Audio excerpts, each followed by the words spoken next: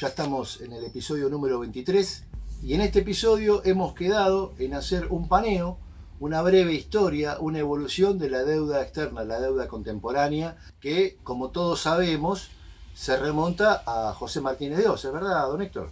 Sí, Santiago, en principio es así. Hago una aclaración importante.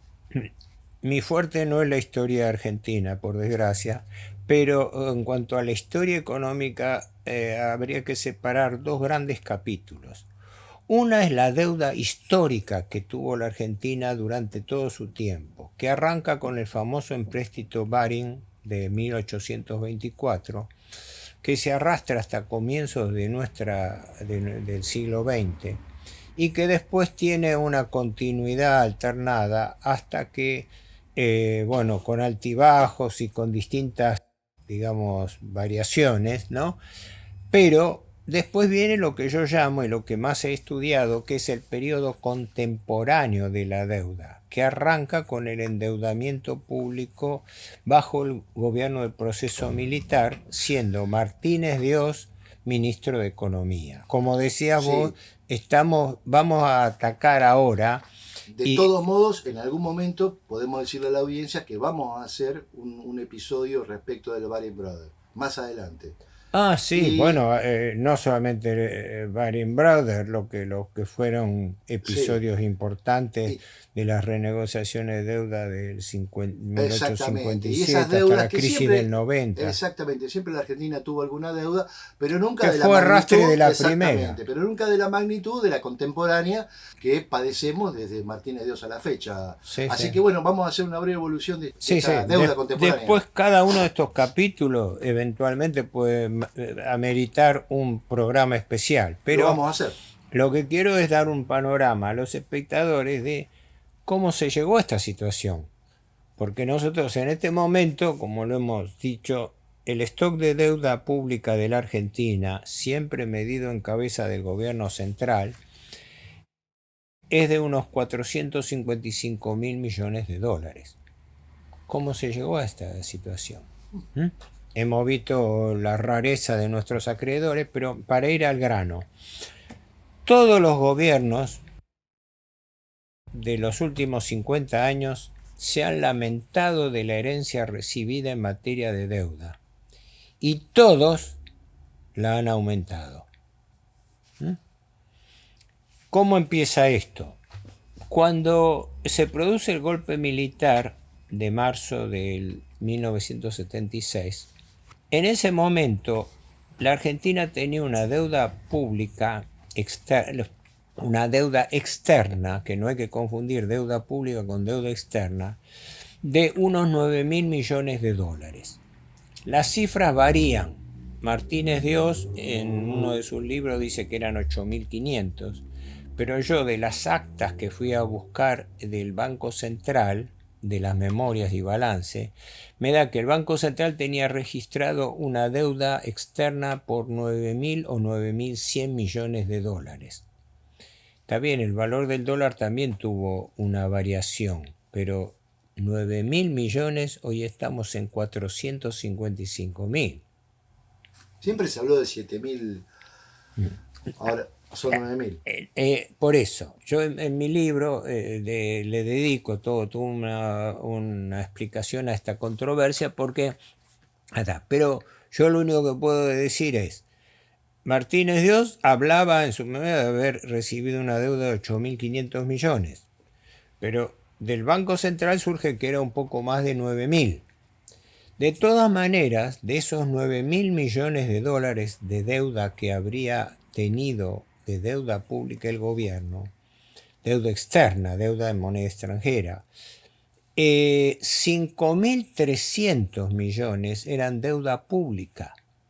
Los 3.500 restantes eran deuda externa privada, no del Estado.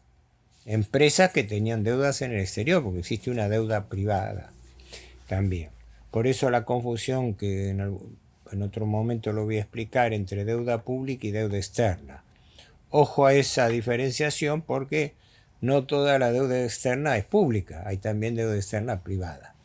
Entonces, volviendo, año 1976, golpe militar, Martínez Dios, ministro de ese gobierno, y a Adolfo Diz, presidente del Banco Central, que tuvo mucho que ver en esto. Y en ese momento la deuda que existía era deuda externa de unos 9.000 millones de dólares, de los cuales, repito, 5.300 eran deuda pública. 5.300 deuda pública. Y resaltando que ahora tenemos 455. Sería largo de explicarlo, pero ¿por qué se endeudó la Argentina bajo Martínez Dios? En su discurso primero, que creo que fue el 4 de abril del 76, el ministro Martínez Dios tuvo la osadía, por así llamarlo, de decir que una de las razones del golpe militar fue la preocupación por el alto nivel de deuda externa que tenía la Argentina, que esa fue una de las causas por las cuales se hizo el golpe de 1976. El gobierno militar, con él como primer ministro de Economía, recibió una deuda de 9.000 millones y la dejó en 44.000. El mismo gobierno que se lamentaba de la herencia recibida. 5 veces más. 5 veces. Bueno, ¿qué ocurre? Dejando de lado ese detalle, entre comillas, la deuda del gobierno militar confronta una realidad muy importante. Normalmente se dice que la Argentina se tuvo que endeudar por problema del déficit fiscal, por problema del gasto público. Y eso no está empíricamente demostrado. No está demostrado que la deuda fuese la respuesta al déficit fiscal, que es el gran caballo de batalla de todos los economistas del establishment. Es que la deuda fue producto del... No, yo estoy haciendo estudios, pero hay que sectorizarlo por cada gobierno, y me encuentro con que, por ejemplo, en el periodo militar, el ritmo de aumento de la deuda fue superior al ritmo de aumento del déficit fiscal. Quiere decir que no toda la deuda se explica por el déficit fiscal. Y en cambio, Héctor Juliano, que vengo a ser yo, sostiene la hipótesis de trabajo de que el verdadero motivo de los grandes aumentos de deuda no fue ni sigue siendo el déficit fiscal, sino el sostenimiento artificial del tipo de cambio atrasado, la política de dólar bajo. Es decir, nos endeudamos para tener reservas, para de esa manera contener que el valor del dólar no se escape y mantener un valor del dólar atrasado. Que fíjate que es lo mismo que está ocurriendo ahora bajo la administración Milei por enésima vez. ¿Y por qué quieren un dólar atrasado? Eso, ¿por qué? ¿A quién favorece? ¿Por qué? ¿A quién favorece? Porque el sector financiero internacional hace el negocio llamado de carry trade, claro, o bicicleta financiera. Entran con dólares al país. La Argentina tiene las tasas de interés más altas del mundo y en consecuencia, con el dólar atrasado, con un dólar bajo, entran con dólares que se traducen a pesos, y esos pesos se colocan a las tasas de intereses más altas del mundo y luego se retiran llevándose una ganancia que es un múltiplo de la que podrían encontrar en otros países. Ejemplo, hoy la tasa que ha sido reducida al 40% anual, pero es un 40% neto, que se paga en la Argentina por la deuda pública, es 10 veces mayor que la que se paga a nivel internacional, que es menor del 4%. Entonces nos encontraríamos que si queremos cerrar la hipótesis de trabajo, el verdadero motivo de aumento histórico de la deuda fue más el sostenimiento de un tipo de cambio que el déficit fiscal. Ahora, este carry trade, ¿no se podría hacer con un dólar alto pisado? Sí, ¿qué significa dólar alto pisado? Claro, ¿Cuánto Lo que es cierto es que cuanto más alto es el dólar, cuando venían con dólares, lo cambiaban por más pesos. No, pero como había alta inflación, a su vez, la rentabilidad neta no era tan alta. Mientras que ahora que los valores están estabilizados, ahora la ganancia se puede mensurar más fácilmente. Es un análisis fino financiero, ¿no? Sí. Decir, pero el mecanismo, sea cual sea el valor del dólar, es el mismo. El arbitraje entre tipo de cambio y tasa de interés. Cuando vos tenés altas tasas de interés locales, atraes capitales extranjeros que vienen a hacer este negocio. Lo hicieron en otros países, pero la Argentina es el paraíso fiscal el paraíso financiero del mundo. En ningún lugar se puede hacer el negociado de entrar con dólares, colocarse acá y después retirarse llevándose una ganancia. De eso depende de que el dólar no se dispare, porque si no, yo entro con $1 y cuando voy a salir me encuentro que el dólar vale mucho más. ¿Me explico? Por eso se evita una devaluación.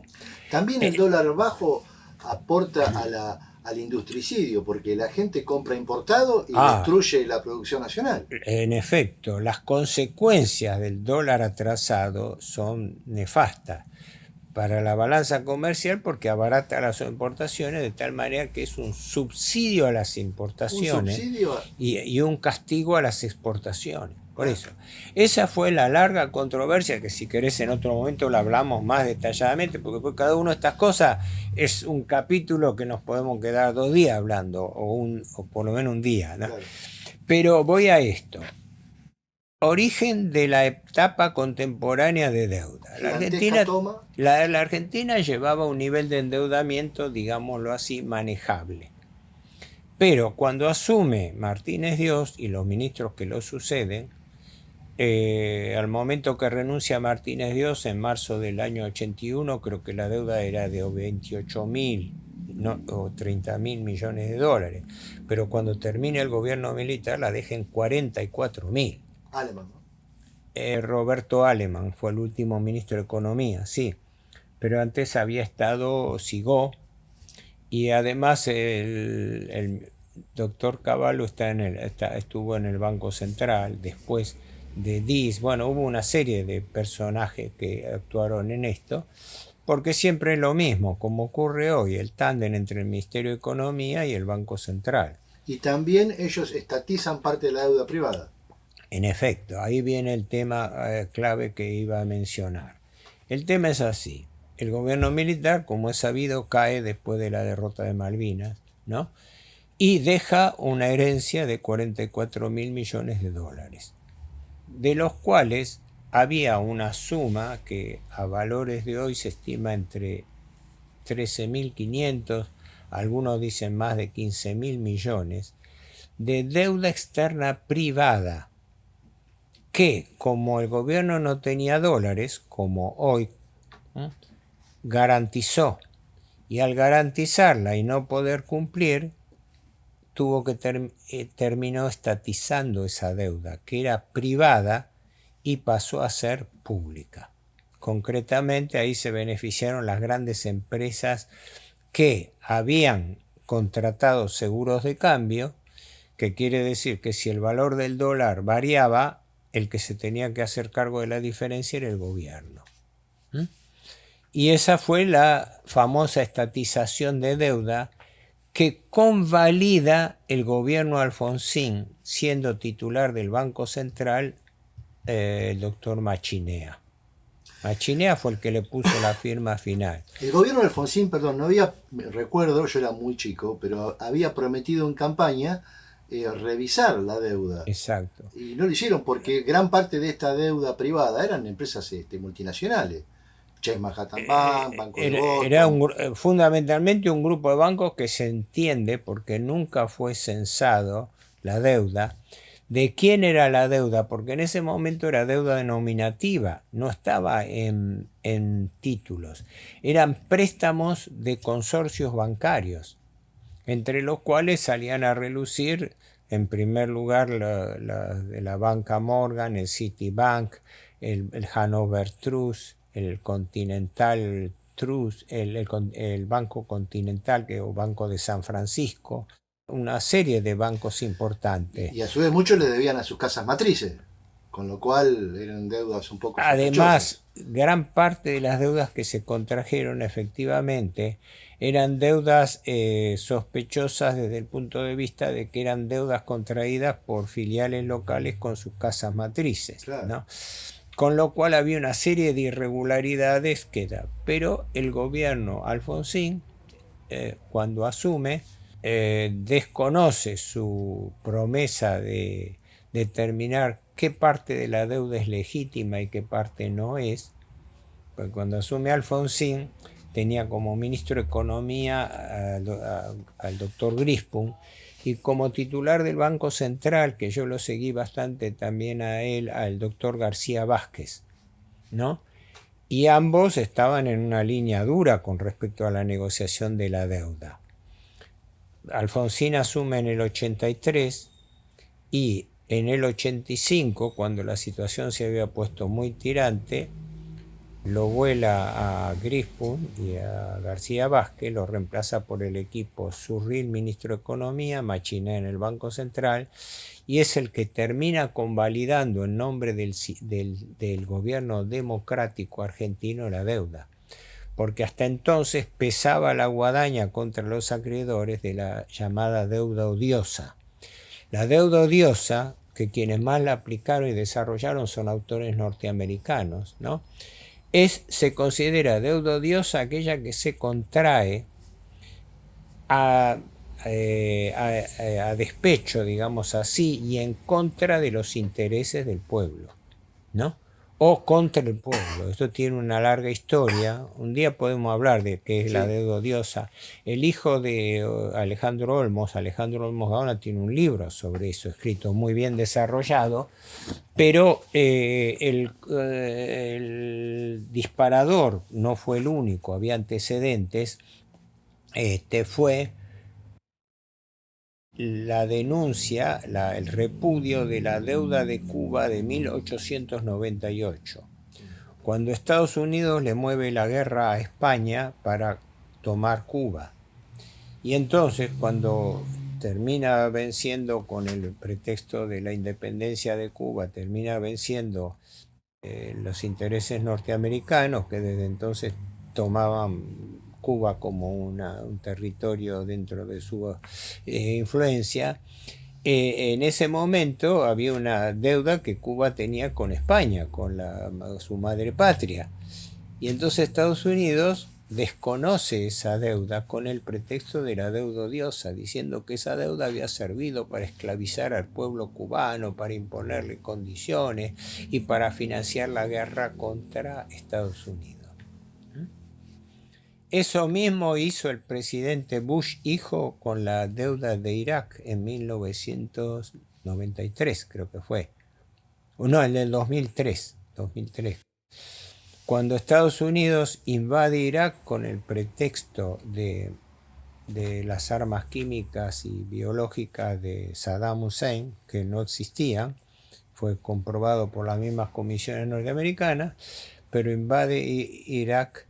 Y entonces la deuda que Irak tenía contraída con los países europeos, Estados Unidos fuerza que la desconozca como deuda odiosa. Y jorobó a los países europeos que habían sido proveedores de Irak, de Saddam Hussein. Pero bueno, esa es otra historia. Sí. Vuelvo a Alfonsín, año 85, reconoce la deuda del gobierno militar, y durante el periodo de su gobierno no solamente la legitima, porque había existido la alternativa de que la Argentina desconociese la deuda por odiosa, por ilegítima, y además el gobierno se negó a investigarla. Bueno, esa fue la época en que aparece Olmos a darse cuenta, y Olmos empieza su famosa causa en el año, creo que 82, creo que fue, sí, la causa Olmos, que termina en el 2000. Yo creo que esa es la gran deuda de Alfonsín, el gran debe, más allá de muchas discrepancias ideológicas o políticas que puedan existir con Alfonsín, esa mentira de campaña. Sí, sí, el planteo de Alfonsín fue directamente uno con la campaña electoral diciendo que con respecto a la deuda iba a haber una investigación para deslindar cuál era la parte legítima y la parte ilegítima de la deuda. Sí. Las irregularidades fueron múltiples, ¿no? No solamente por la justificación o no, sino por la forma de extenderlo. Por ejemplo, en la causa Olmos, recuerdo, yo colaboré con Alejandro Olmos, padre, y soy amigo del hijo, Alejandro Olmos Gaona, pero entre las irregularidades, por citar una, eran préstamos tomados sin las autorizaciones correspondientes por funcionarios que iban y con su sola firma comprometían al país, como el vicepresidente del Banco Central Zimmerman. Figuraba una deuda contraída por el doctor, creo, Zimmerman, no sé si era por 200 o 400 millones de dólares, así de un plumazo, sin haber sido autorizado previamente por el directorio del banco, con lo cual esa deuda no tenía validez. Yo no era un funcionario facultado para tomar deuda. Luego, lo que pasa también con los títulos mellizos. Se comprueba que entre 4.000 y 4.500 millones de dólares de esa deuda aparentemente eran títulos mellizos, títulos falsos, duplicados, que no existían o que habían sido presentados 2 veces en reclamo por los acreedores. Cualquier cantidad de irregularidades. Aberrante. Pero eso corresponde a la causa Olmos. Para seguir con la evolución, el gobierno militar la toma en 9.000 millones de dólares por todo concepto y la deja en 44. Alfonsín la toma en 44.000 millones de dólares y la deja en 62. Durante el periodo de Alfonsín, la deuda aumentó entonces en 20.000 millones de dólares. Gran parte del aumento de la deuda de Alfonsín puede ser por anatocismo, es decir, porque Sí. no se dejó de pagar, no es porque haya contraído directamente, puede ser. Sí y no. En unos casos sí, en otros casos no. Una es por lo que vos decís, por anatocismo, porque siempre empezaron a devengar intereses que pagan corriendo y no sé, la Argentina no pagaba. Pero también porque Alfonsín no contrajo deuda con acreedores y bancos privados, pero sí con organismos internacionales. Así que hubo mucha plata de organismos internacionales, Banco Mundial, BID, que aparecieron. Pero también el desagregado de quién, por qué y todo, como toda la deuda, es oscura. Pero lo concreto es que de 9.000 original al momento del golpe de Estado del 73, 6. Del 76, por eso me confundía, perdón, gracias. De los 9.000, el gobierno militar la deja en 44.000. La toma Alfonsín y la deja 62.000 millones de dólares más. Alfonsín se va por la crisis de deuda de 1989, después de haber firmado los acuerdos de Nueva York del 85-87, Plan Austral, Plan Primavera. Después, para no dispersarnos ahora, cada uno de estos lo vamos a tratar por separado. Pero sigamos la cifra. Alfonsín llevó la deuda de 44 a 62.000 millones de dólares. Tiene la crisis de deuda del 89. Se tiene que ir anticipadamente, porque deja el gobierno antes para que asuma Menem. Menem, después de unos altibajos iniciales que hubo en la crisis del 90 con el Bonex y otros más, en el año 91 establece la convertibilidad, la famosa convertibilidad dólar-peso 1-1, ¿no? Una convención que no correspondía con la realidad, porque un peso no valía un dólar. Pero eso hace que en el año 92-93 firma el Plan Brady de refinanciación, donde todo lo reconocido por Alfonsín en el 85 lo convalida y lo transforma en otro préstamo. La gran diferencia fue que en ese momento, con el Plan Brady, aparte de los compromisos que tomaba la Argentina para poder seguir pagando, Había un hecho fundamental para mí, que yo siempre lo he resaltado. La deuda pasa a ser de deuda nominativa en cabeza de los bancos prestamistas a títulos públicos, a bonos que son anónimos, que era lo que explicábamos en el programa pasado. Se volatiliza el acreedor. Es decir, la deuda que tenía la Argentina con el Citibank, con la banca Morgan, con el Banco Hannover, es transformada en títulos públicos. Entonces se le entrega en títulos públicos, y como los títulos públicos luego son comercializables en bolsa, no sabemos a dónde fue a parar esa deuda, que yo sospechaba, y también sospecho, que en realidad está en gran medida en manos de sus tenedores originales, porque siguen usufructuando el negocio. ¿Por qué se van a desprender del negocio? Un negocio redondo. No, si es un negocio, nada más que ahora son anónimos. Ahora ya no revisa. Por razones de tiempo hago una breve síntesis nada más que para que la gente retenga los números, y después lo veremos con más detalle más adelante. Menem asume con una deuda heredada de Alfonsín de 62.000 millones y en sus 2 mandatos la duplica, la deja en 122.000 millones de dólares. Con el agravante que paralelamente en ese periodo privatizó empresas públicas y activos del Estado por valor de 35.000 millones, con la famosa argumentación de pago de deuda con activos. Vendan empresas del Estado, porque vendiendo las empresas del Estado cancelan deuda y les baja la deuda pública. Sí, vendieron 35.000 millones de empresas de la pública y la deuda aumentó al doble, de 62 a 122. Sí, otro gran negociado en el cual se le reconoció el valor nominal cuando presentaban los bonos para comprar las empresas. No hablemos de los canjes y de las irregularidades de los canjes. Menem le deja esa deuda de 122.000 y de la Rúa la aumenta a 145.000 millones.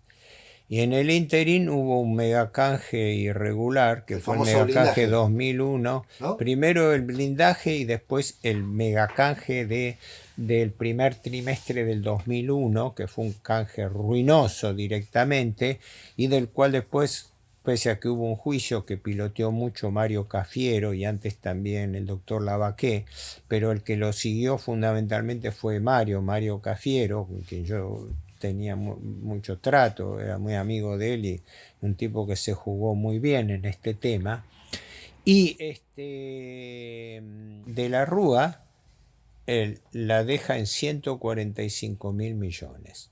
O sea, la tomó en 122, hizo el canje ruinoso de abril del megacanje del 2001, y luego, al no poder pagar la deuda, porque de la Rúa cae porque el Fondo Monetario se niega a seguirle desembolsando ayuda, como hizo para salvar a Macri, le bajó el pulgar, creo que fue el 16 de diciembre, le avisó que no le iba a remesar más dinero, y el 22 cayó de la Rúa.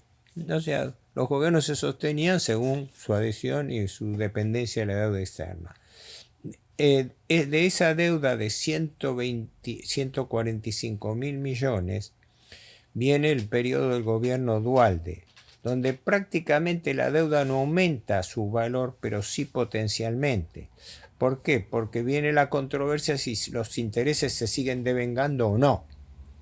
El ministro Labaña era contrario a reconocer esos intereses, porque sumaban 18.000 millones de dólares. O sea, la Argentina entró en cesación de pagos, y como todo deudor, cuando entra en cesación de pagos se interrumpe el devengamiento de los intereses, pues si no los intereses le siguen cayendo como un reloj de taxi. Entonces ahí hubo una controversia, por eso el gobierno kirchnerista aumentó diciendo que la deuda que recibió era de 178.000 millones, aumentada, cuando en realidad fue de 152, ¿no? 20.000 menos, porque computó artificialmente intereses que no eran válidos. Que no se habían devengado realmente. Claro, aumentó las cifras para después mostrar que el tenía un colchón en la tuvo quita. así. Pero de todas maneras, en los números, la deuda pasó de 145 a 152, 53 en el año y medio, no, en los 2 años de gestión de Dualde, un año y medio, menos de un año y medio, porque Kirchner asumió en mayo del 2003, ¿no? Ahora, durante el periodo kirchnerista, pese al estribillo de que se terminó el problema de la deuda, El desendeudamiento. la política llamada de desendeudamiento, eso fue un engaño a la población, porque lo único que hubo fue que gran parte de la deuda externa se convirtió en deuda interna argentina, pero la deuda subió más de 100.000 millones de dólares. El gobierno Kirchner hereda una deuda de 152.000 millones de dólares y la deja Cristina Kirchner en 2015, la deja en 254.000, o sea, 100.000 millones más, 102.000 millones más. O sea que el gobierno Kirchner no solamente no se desendeudó, sino que aumentó la deuda en 100.000 millones de dólares más. La deuda de Cristina Kirchner de 252, adviene el gobierno Macri, todos lamentándose de la herencia recibida, y la aumenta en unos 83.000 millones, la deja en 336.000 millones de dólares. O sea, unos 83.000 millones de dólares más. Y cuando viene el gobierno Fernández Massa, se lamenta de la herencia recibida de Macri, sobre todo del irregular préstamo del Fondo Monetario, que el Fondo Monetario lo hizo para salvar el gobierno Macri a que no entrara en default, ¿no? Con el préstamo de los 45.000 millones que desembolsó, pero se lamenta de la herencia recibida, pero el gobierno Fernández kirchnerista aumentó la deuda más que el de Macri, porque la deuda que empezó a jugar más pesado el Banco Central iba a terminar en unos 370.000 millones de dólares, ¿no? Pero consolidada con el Banco Central era mayor. A diciembre, la reconstrucción de la deuda antes del fin del gobierno Fernández me daba a mí 438.000 millones de dólares. Pero cuando asume Milei, produce la devaluación, la macro devaluación de diciembre. Entonces, la deuda en pesos aparece disminuida en dólares, porque se produjo una devaluación, entonces la deuda en pesos vale menos. Y entonces, este año, cuando se arranca con una deuda de 403.000 millones. Y la actual es 455. Pero esto era para dar un pantallazo de cómo la deuda fue evolucionando en aumento bajo todos los gobiernos. Y proporcionalmente fueron aumentando también los intereses, ¿no? Esto es importante porque los intereses aumentan más que proporcionalmente que la deuda, porque las condiciones de endeudamiento son peores. Esto quiere decir que los gobiernos, digamos, recapitulando, gobierno militar de 9.000 a 44, gobierno Alfonsín de 44 a 62.000 millones de dólares, gobierno Menem de 62 a 122, de la Rúa 145, Dualde a 152, el periodo Kirchner a 252, el periodo Macri lo lleva a 336, y luego del periodo de Macri el último gobierno aumenta el endeudamiento en otro tanto, unos 91.000 millones de dólares. A mí me da unos 95.000, porque hay que tomarlos por diferencia, y consecuentemente la deuda actual está en 455.000 millones de dólares. Esta sería una burda pero gráfica cuantificación de cómo fue evolucionando la deuda. Y en las proyecciones, como hemos visto cuando hablamos de presupuesto, figuraba que este año la deuda iba a aumentar en unos 30.000 millones de dólares. Pero como en este momento no tenemos cifras presupuestarias de saber cuánto va a terminar endeudándose el país, es probable que la Argentina no solamente tome más deuda, sino que, en mi opinión, el gobierno actual puede estar previendo, aunque no lo va a anunciar inmediatamente, la posibilidad de un nuevo megacanje. Terrible, terrible. Héctor, nos estamos viendo en la próxima y sí, vamos a hacer un desagregado más adelante. Sí, perdón la más desprolijidad fino. de esto, pero esto es la finalidad. Para mí era Está dar claro. un pantallazo para que la gente tuviera una primera aproximación de números. Después vamos a ir desagregando esto y algunas cosas se van a ir aclarando al momento. Estupendo. Gracias, don Héctor. Nos vemos la próxima. Gracias, Santiago, a vos y estamos en contacto. Suerte. Gracias.